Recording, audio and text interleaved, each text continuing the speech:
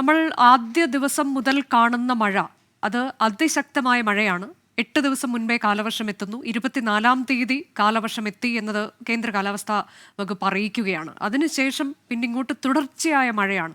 ഇനിയിപ്പോൾ കഴിഞ്ഞ കുറച്ച് സമയമായി എറണാകുളത്തൊക്കെ അല്പം തോർന്നു നിൽപ്പുണ്ട്. മറ്റുള്ള ഇടങ്ങളിലെ കാര്യം എന്താണെന്ന് അറിയില്ല.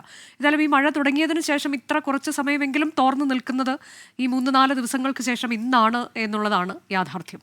അപ്പോൾ ഇതെന്തുകൊണ്ടാണ് ഇത്ര ഈ ഒരു മൺസൂൺ തുടക്കത്തിൽ തന്നെ ഓൺസെറ്റ് തന്നെ ഇത്ര വിഗറസായി ഒരു മഴക്കാലം അതെന്തുകൊണ്ടാണ്? നീത കെ ഗോപാൽ. തെക്ക് പടിഞ്ഞാറൻ കാലവർഷക്കാറ്റ് വളരെ ശക്തിയാണ്. അതാണ് ഇതിൻ്റെ പ്രധാനപ്പെട്ട കാരണം. സാധാരണഗതിയിൽ ഒരു 4-4.5 കിലോമീറ്റർ വരെയൊക്കെയാണ് ഈ പടിഞ്ഞാറൻ കാറ്റിൻ്റെ ഒരു പ്രഭാവം കാണാറുണ്ടായിരുന്നത്. അതിപ്പോൾ ഈ കഴിഞ്ഞ ദിവസങ്ങളിലെല്ലാം ഒരു 6 കിലോമീറ്ററിന് മുകളിൽ വരെ കേരളത്തിനടുത്തൊക്കെ ഈ കാലവർഷക്കാറ്റ് അല്ലെങ്കിൽ തെക്ക് പടിഞ്ഞാറൻ കാറ്റ് കാണാറുണ്ട്. അതും അതിശക്തമായ കാറ്റാണ്. അപ്പോൾ അതുകൊണ്ട് തന്നെയാണ് നമുക്ക് ഇങ്ങനെയുള്ള നാശനഷ്ടങ്ങളും കാറ്റ് കൊണ്ടുണ്ടാകുന്നതും ഈ മഴയുടെ ശക്തിയും വളരെ കൂടുതലായിട്ട് അനുഭവപ്പെടുന്നത്. ഉദാഹരണമായിട്ട് പറയുകയാണെങ്കിൽ നമുക്ക് ഈ കാലവർഷക്കാലത്ത് ഈ മഴ പെയ്യുന്നത് ഈ തെക്ക് പടിഞ്ഞാറൻ കാറ്റ് നമ്മുടെ പശ്ചിമഘട്ട മലനിരകളിൽ തട്ടി മുകളിലേക്ക് ഉയർന്ന് അത് മഴയായി പെയ്യുകയാണ്. അപ്പോൾ വളരെ വലിയ ഉയരത്തിലുള്ള ഒരു പാളി മേഘങ്ങളാണ് ഇതുകൊണ്ടുണ്ടാകുന്നത്. അതുകൊണ്ടാണ് ഇത്ര ശക്തിയായ മഴ അതും തുടർച്ചയായിട്ടുണ്ടാകുന്നത്. അപ്പോൾ ഇത് അത്ര അധികം ഇങ്ങനെ ഒരു ഓൺസെറ്റ് ഫേസ് അത്ര സാധാരണമല്ല എന്നുള്ളതാണ് കഴിഞ്ഞ കുറച്ച് ഇമ്മീഡിയറ്റ് പാസ്റ്റ് നമ്മൾ ഡാറ്റ നോക്കുകയാണെങ്കിൽ നമുക്ക് മനസ്സിലാവുന്നത്. അപ്പോൾ അത് ഈ പല ഘടകങ്ങൾ കൊണ്ടാണ്. നമ്മളിപ്പോൾ കേരളത്തിൽ ലഭിക്കുന്ന മഴയുടെ അളവ് മാത്രം നമ്മൾ അനലൈസ് ചെയ്യുന്നതുകൊണ്ട് മൺസൂണിനെ പറ്റി ഒരു മുഴുവനായിട്ടുള്ളൊരു ധാരണ നമുക്ക് കിട്ടില്ല. കാരണം മൺസൂൺ എന്ന് പറയുന്നത് ഒരു റീജിയണൽ ഫീച്ചറോ അല്ലെങ്കിൽ ഒരു ഗ്ലോബൽ ഫീച്ചറോ എന്ന് വേണം നമുക്ക് പറയാനായിട്ട്. കാരണം ഇന്ത്യൻ മഹാസമുദ്രത്തിൽ ദക്ഷിണാർദ്ധഗോളത്തിലെ ഇന്ത്യൻ മഹാസമുദ്രത്തിൽ നിന്ന് ഉടലെടുക്കുന്ന പ്രവാഹമാണ് ഭൂമധ്യരേഖ കടന്ന് നമുക്ക് കേരളത്തിലേക്ക് അല്ലെങ്കിൽ ഇന്ത്യയിലേക്ക് എത്തുന്നത്. അപ്പോൾ അത് ഗ്ലോബലായിട്ടുള്ള പല പാരാമീറ്റേഴ്സിനെയും ഡിപ്പെൻഡ് ചെയ്തുകൊണ്ടാണ് മൺസൂൺ പ്രവാഹത്തിൻ്റെ ശക്തി എന്ന് പറഞ്ഞത്. അപ്പോൾ ഇപ്പോൾ രണ്ട് അനുകൂല ഘടകങ്ങളുണ്ടായിരുന്നു. ഒന്ന് ഈ ലാനിന കണ്ടീഷൻ, നമ്മൾ എൽനിനോയുടെ വിപരീത കണ്ടീഷനായ ലാനിന കണ്ടീഷൻ നമ്മൾ പറയാറുണ്ട്. അങ്ങനെ ഉണ്ടെങ്കിൽ മൺസൂൺ പൊതുവേ നമുക്ക് നല്ലതായിരിക്കുമെന്ന്. അപ്പോൾ ലാനിന കണ്ടീഷൻ എന്ന് പറഞ്ഞാൽ ടെക്നിക്കലി നമ്മൾ ആ ക്രൈറ്റീരിയ സാറ്റിസ്ഫൈ ചെയ്യുന്നില്ലെങ്കിൽ പോലും ഒരു പടിഞ്ഞാറൻ ഈ ശാന്തസമുദ്രം കുറച്ച് തണുത്ത നിലയിലാണ്, സാധാരണയിൽ കുറച്ച് തണുത്ത നിലയിലാണ്. അപ്പോൾ ലാനിന കണ്ടീഷൻ എന്ന് പറഞ്ഞാൽ -0.5 ഡിഗ്രി സെൽഷ്യസ് മീൻ ടെമ്പറേച്ചർ വരണം എന്നാണ് ഡിപ്പാർച്ചർ. പക്ഷേ -0.5 ഇല്ലെങ്കിലും അതിൽ താഴെയാണ്, പക്ഷേ അത് നെഗറ്റീവ് സൈഡിലേക്കാണ്. അപ്പോൾ അതായത് ലാനിനയ്ക്ക് സമാനമായ അല്ലെങ്കിൽ അതിന് ശക്തി കുറഞ്ഞൊരു ഒരു കണ്ടീഷനാണ് ഇപ്പോൾ ഉള്ളത്.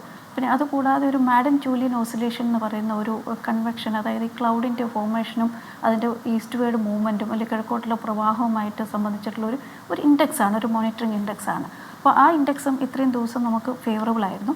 അടുത്ത ആഴ്ച മുതൽ അതല്ലെങ്കിൽ ഒരു 30-ാം തീയതിക്ക് ശേഷം അത് വീണ്ടും പിന്നെ അത് നമ്മുടെ പസഫിക് ഓഷ്യനിലേക്ക് നീങ്ങും. അപ്പോൾ ഇത്രയും സമയം എന്ന് പറഞ്ഞാൽ ഇന്ത്യൻ ഓഷ്യൻ അല്ലെങ്കിൽ ചൈന സീയെ ഒക്കെ സ്വാധീനിക്കുന്ന രീതിയിലായിരുന്നു അതിൻ്റെ പൊസിഷൻ ഉണ്ടായിരുന്നത്. അപ്പോൾ അതുകൊണ്ടാണ് നമുക്ക് ഇത്ര ശക്തമായിട്ടുള്ള മഴ കിട്ടിക്കൊണ്ടിരുന്നത്. പിന്നെ അങ്ങോട്ടേക്ക് പിന്നെ നമ്മുടെ ലോക്കലി ഉള്ള കണ്ടീഷൻസിനെ പറ്റി പറയുകയാണെങ്കിൽ ഇപ്പോൾ നമുക്ക് ബംഗാൾ ഉൾക്കടലൊരു ന്യൂനമർദ്ദ മേഖല രൂപപ്പെട്ടിട്ടുണ്ട്. അത് 2 ദിവസത്തിനകത്ത് കുറച്ച് ശക്തി പ്രാപിച്ച പക്ഷേ ഒരു ഡിപ്രഷൻ സ്റ്റേജ് വരെ ആവാനുള്ളൊരു സാധ്യതയുണ്ട്. അപ്പോൾ അതിൻ്റെ പൊസിഷനിങ്ങും നമ്മളെ സംബന്ധിച്ചോളം കേരളത്തെ സംബന്ധിച്ചോളം കുറച്ച് ഫേവറബിൾ ആയിട്ടുള്ള മഴ കൂടാൻ അനുകൂലമായിട്ടുള്ള ഒരു സാഹചര്യം. അതെ, പക്ഷേ ഇപ്പോൾ ഈ ഫേവറബിൾ എന്നുള്ള വാക്ക്, ശ്രീമതി നീത, ഫേവറബിൾ എന്നുള്ള വാക്ക് നമ്മൾ ഈ തരത്തിലേക്ക് മഴ പെയ്യുമ്പോൾ അത് ഉണ്ടാക്കുന്നൊരു നാശനഷ്ടവും ഇപ്പൊ തുടങ്ങിയിട്ട് ഇത്ര ദിവസമേ ആയിട്ടുള്ളൂ, ജൂൺ പോലും തുടങ്ങിയിട്ടില്ല. അതിനു മുൻപ് തന്നെ നമ്മൾ ഇങ്ങനെ ഒരു കാര്യം അഭിമുഖീകരിക്കുമ്പോൾ ഇനിയും മഴ ശക്തിപ്പെടും എന്നുള്ളതല്ലേ? അപ്പോൾ എന്താകും എന്നൊരു ആശങ്ക ശ്രീമതി നീത. അല്ല, അത് മൺസൂൺ മഴ എന്ന് പറയുന്നത് ഒരു തുടർച്ചയായിട്ട് പെയ്യുന്ന ഒരു മഴയല്ല. അതിങ്ങനെ ഒരു ആക്റ്റീവ് ഫേസ്, അത് കഴിയുമ്പോൾ ഒരു വീക്ക് ഫേസ്, പിന്നെ ഒരു ആക്റ്റീവ് ഫേസ്, അങ്ങനെയാണ് വരിക. ഇപ്പോൾ നമ്മുടെ ആക്റ്റീവ് ഫേസ് നടന്നുകൊണ്ടിരിക്കുകയാണ്. ഇത് കഴിഞ്ഞ ശേഷം ജൂൺ 1-ാം തീയതി മുതൽ മഴ കാര്യമായിട്ട് കുറയും. ശരിക്കും പറഞ്ഞാൽ നമ്മുടെ ഇപ്പോൾ ഈ പെയ്യുന്ന മഴ മൺസൂൺ കാലവർഷക്കാലത്തിലെ മഴയിലേക്ക് നമ്മൾ കണക്കാക്കുന്ന പോലുമില്ല. അതൊന്ന്. പിന്നെ നമ്മൾ ജൂൺ 1 മുതലാണ് മഴ കണക്കാക്കി തുടങ്ങുന്നത്. അപ്പോൾ ആ സമയത്ത് ജൂൺ ആദ്യത്തെ ആഴ്ച നമുക്ക് മഴ തീരെ തന്നെ ഉണ്ടാവില്ല എന്ന് പറയാം. അപ്പോൾ നമ്മുടെ കാലവർഷക്കാലം ടെക്നിക്കലി തുടങ്ങുന്ന ജൂൺ 1-ന് നമുക്ക് മഴ ഉണ്ടാവില്ല. ശരി, അതിലൊരു സംശയമുണ്ട് ശ്രീമതി നീത. ഇപ്പോൾ അതെ, ഇതെന്തുകൊണ്ടാണ് ഇപ്പോൾ നേരത്തെ കാലവർഷം എത്തി എന്ന് പറഞ്ഞുകൊണ്ടാണ് മെയ് 24-ന് കാലവർഷം എത്തി, അത് 2009-ന് ശേഷമാണ് ഇത്ര നേരത്തെ കേരളത്തിൽ കാലവർഷം എത്തുന്നത്. അപ്പോൾ എന്തുകൊണ്ടാണ് ഈ ജൂണിന് മുൻപ് കാലവർഷം എത്തിയാൽ പോലും അത് ആ കണക്കിൽ പെടുത്താത്തത് എന്തുകൊണ്ടാണ് നീത? അത് നമ്മൾ ഒരു കമ്പാരിസന് വേണ്ടിയിട്ട് ഒരു സ്റ്റാൻഡേർഡ് ഡേറ്റ്സ് അങ്ങനെ ഫിക്സ് ചെയ്തിരിക്കുന്നു. അപ്പോൾ നമ്മൾ എല്ലാ വർഷവും ജൂൺ 1 മുതൽ സെപ്റ്റംബർ 30 വരെയുള്ള മഴ മാത്രമേ നമ്മൾ മൺസൂൺ മഴ എന്ന രീതിയിൽ നമ്മൾ കണക്കുകൾ തമ്മിൽ താരതമ്യ പഠനം ചെയ്യാൻ വേണ്ടിയിട്ടൊരു അതിന് വേണ്ടിയിട്ടൊരു സ്റ്റാൻഡേർഡ് വെച്ചിരിക്കുന്നു. അത്രയേ ഉള്ളൂ അതിൻ്റെ അകത്ത്. അത് അല്ലെങ്കിൽ പിന്നെ നമ്മൾ എന്താ പറയുക, വേരിയിങ് പീരീഡ് നമ്മൾ കമ്പയർ ചെയ്യേണ്ടി വരും. അതെന്ന് വെച്ച് കഴിഞ്ഞാൽ ഇപ്പം ഈ വർഷം എന്ന് പറഞ്ഞാൽ മെയ് 24 മുതലുള്ള മഴ നമ്മൾ മൺസൂൺ മഴയായിട്ട് കണക്കാക്കേണ്ടി വരും. ചില വർഷങ്ങളിൽ ഇപ്പോൾ ഉദാഹരണത്തിന് ഏറ്റവും ലേറ്റ് ഓൺസെറ്റ് ഉണ്ടായത് ഒരു ജൂൺ 18-നാണ്. അപ്പോൾ ജൂൺ 18 മഴയെ അപ്പോൾ നമുക്ക് കണക്കാൻ പോലെ. അപ്പോൾ ആ കമ്പാരിസണിലൊരു എന്താ പറയുക ഒരു കൃത്യത വരില്ല. അതുകൊണ്ടാണ് നമ്മൾ ഈ ഇത് ഡാറ്റ നമ്മൾ ഒബ്സർവ് ചെയ്യാൻ തുടങ്ങിയ കാലം തൊട്ട് നമ്മൾ സീസൺ എങ്ങനെയാണ് ഡിഫൈൻ ചെയ്തിരിക്കുന്നത്. നമ്മൾ കാലണ്ടർ ഡേയ്സ് അനുസരിച്ചിട്ടാണ് സീസൺ ഡിഫൈൻ ചെയ്തിരിക്കുന്നത്. അത് ആക്ച്വൽ സീസൺ തുടങ്ങിയാലും തുടങ്ങിയില്ലെങ്കിലും ഒരു സ്റ്റാൻഡേർഡ് ഒരു പ്രൊസീജിയർ വേണം, അല്ലെങ്കിൽ ഒരു പ്രാക്ടീസ് വേണം. അത്രേ ഉദ്ദേശിച്ചിട്ടുള്ളൂ ഇതിൻ്റെ അകത്ത്. എല്ലാ വർഷവും നമ്മൾ മൺസൂൺ എന്ന് പറയുമ്പോൾ ജൂൺ 1 മുതൽ ജൂൺ 1 മുതലുള്ളതാണ് കണക്കാക്കുന്നത്. അത് മനസ്സിലായി. നീത, ഇപ്പോൾ ഈ മഴ എന്ന് പറയുന്നത് നമുക്കറിയാം, ഈ സാധാരണ നമ്മൾ കണ്ടുവരുന്നത് പതിയെ അത് ഇപ്പോൾ തെക്കൻ ജില്ലകളിലൊക്കെ തുടങ്ങി പതിയെ വടക്കോട്ട് പോകുന്ന തരത്തിലേക്കൊക്കെയാണ്. പക്ഷേ ഇത് ആദ്യ ദിനം തന്നെ നമ്മൾ എല്ലായിടങ്ങളിലും ഒരുപോലെ തന്നെ മഴ, അതിനുശേഷം അത് ഗോവൻ തീരത്തേക്കൊക്കെ ഒറ്റ ദിവസം കൊണ്ട് എത്തിക്കഴിഞ്ഞിരിക്കുന്നു എന്നുള്ളതാണ്. അതിൽ കാറ്റ് എന്നുള്ളത് വളരെ പ്രധാനവുമാണ്. അത് ഈ പറയുന്ന കാലാവസ്ഥാ മാറ്റത്തിൻ്റെയൊക്കെ ഭാഗമായി കൂടി ഇതിനെയൊക്കെ നമ്മൾ കണക്കാക്കണമോ? അങ്ങനെയെങ്കിൽ ഇത് ഈ തരത്തിലേക്കൊക്കെ ആയിരിക്കുമോ ഇനിയും വരും കാലങ്ങളിലും? അത് 2 പോയിന്റാണ് അതിൽ പറയാനുള്ളത്. ഒന്ന്, ഗോവൻ തീരത്തേക്കും ബോംബെ കോസ്റ്റിലേക്കൊക്കെ നേരത്തെ എത്തിയത്. അപ്പോൾ നമുക്ക് ഗോവൻ തീരത്തിനടുത്തൊരു ചക്രവാത ചുഴിയും പിന്നെ അത് ന്യൂനമർദ്ദ മേഖലയൊക്കെ ഉണ്ടായിരുന്നു. അപ്പോൾ ഒരു ഡിപ്രഷനായി അത് ബോംബെ തീരത്തേക്ക് വടക്കോട്ടേക്ക് അത് നീങ്ങി ബോംബെ തീരത്തേക്ക് എത്തി. അപ്പോൾ ആ ചക്രവാത ചുഴി അല്ലെങ്കിൽ ആ ന്യൂനമർദ്ദ മേഖല കാറ്റിനെ ഈ വെസ്റ്റേൺ ഈ കറണ്ടിനെ വലിച്ചുകൊണ്ടങ്ങ് മുകളിലേക്ക് നോർത്തിലേക്ക് പോയതുകൊണ്ടാണ് പെട്ടെന്ന് മൺസൂൺ അവിടെ എത്തിയത്. അത് ഒരു കാര്യം. നേരത്തെ ബോംബെയിൽ എത്താനുള്ളതിൻ്റെ കാരണം പ്രധാനമായിട്ടും അതാണ്. പിന്നെ രണ്ടാമത് ഈ കാറ്റിൻ്റെ കാര്യം ഞാൻ ആദ്യം സൂചിപ്പിച്ച പോലെ മൺസൂൺ പ്രവാഹം വളരെ ശക്തിയാണ്, വളരെയധികം ഉയരത്തിലേക്ക് ഈ തെക്ക് പടിഞ്ഞാറൻ കാറ്റ് കാണപ്പെടുന്നുണ്ട്.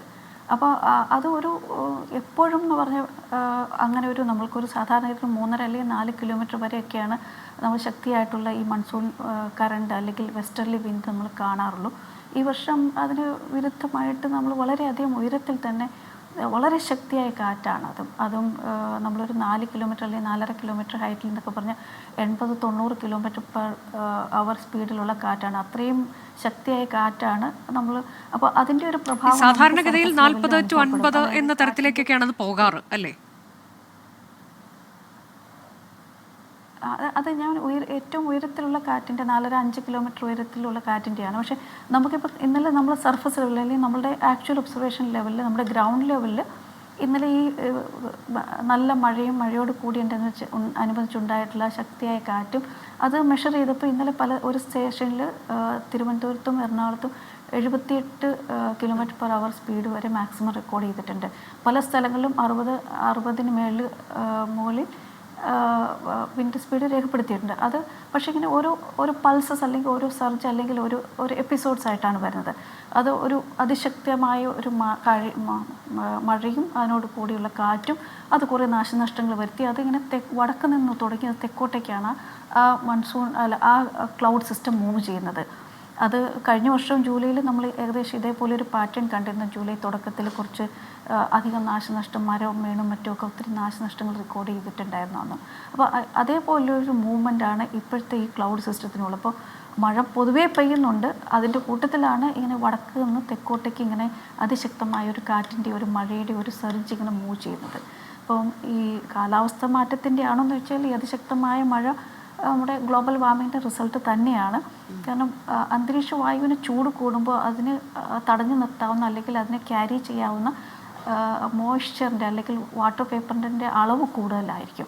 അപ്പോൾ കൂടിയ താപനിലയിൽ ഇരിക്കുന്ന അന്തരീക്ഷ വായുവിന് കൂടുതൽ നീരാവി കൊണ്ടു നടക്കാൻ പറ്റും.